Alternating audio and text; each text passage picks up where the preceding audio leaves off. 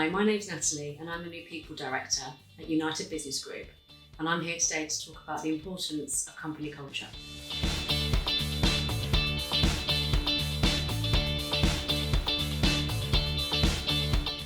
So my experience so far in the HR field started many years ago when I was a teenager, helping my parents run their business, and we set up what we called then the personnel department. So I helped set that up, looking at policies, dealing with employees, agency staff from a very young age.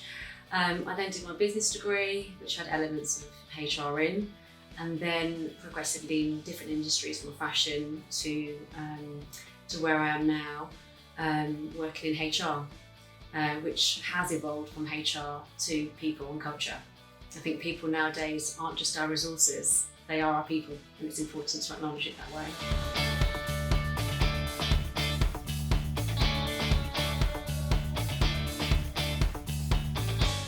I think employee feedback is so important in shaping company culture. I think it shows that you value open, continuous and transparent communication.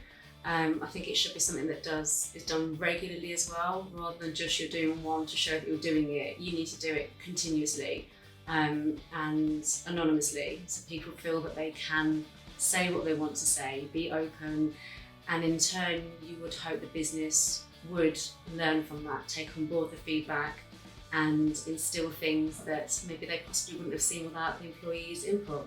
So it makes the employee feel valued and listened to as well, which I think is really important when you're all part of the same team with the same end goal.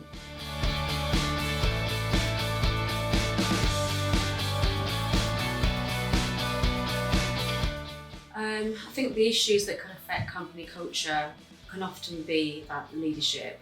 It can be an autocratic environment, and you don't want that. I think times have moved and companies are shifting now, hence the company surveys, listening to employees. I think other areas as well, like high absenteeism can affect as well. When your teams are absent and it's not controlled or people aren't looked after, why are they sick so often? What's happening? It needs to be monitored and looked after. I saw a survey that said 30% of people left their job within the first 90 days because of company culture. And I think it says a lot how you onboard, how you look after, how you show your values, and you retain those people through doing that.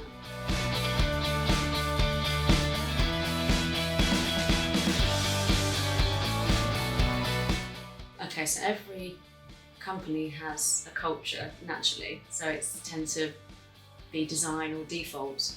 You know, if it's default, you could let that turn into a toxic culture and not get the best out of people and not be a great work environment.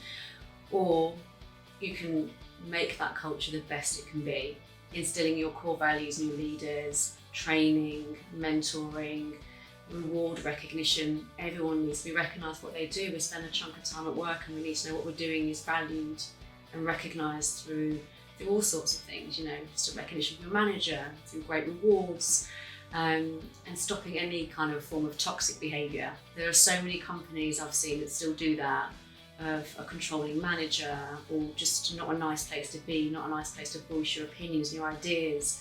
At the end of the day, we all have that end goal to get to the same place, and we should all be heard in the same way.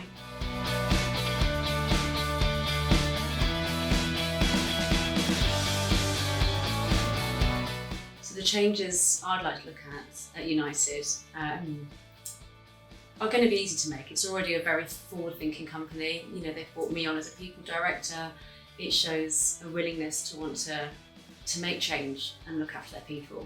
They're already instilling certain things to communicate as it is. So I'll be looking just to make simple improvements to that.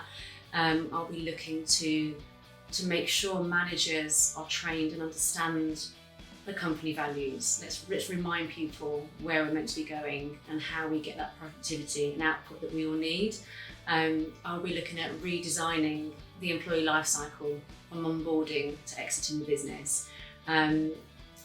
We are so good at so many things, but I think there is always room for improvement.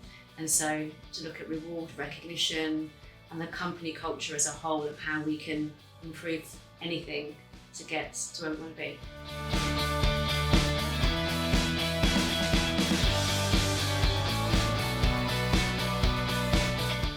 I think a positive company culture is the most important thing. I think so that your team, the people, are happier and in turn more productive. And when that happens, they're less likely to leave. So you have a lower staff turnover. I think it's the most important thing, and it's luckily being recognised more and more now. If not, I think the consequences are you have people that don't work well together, you have a toxic workforce, your sales are low, your profits are low. The knock-on effect is just, it is a big effect on the business overall. So it is the most important thing, I think, in the business, for the people to do well.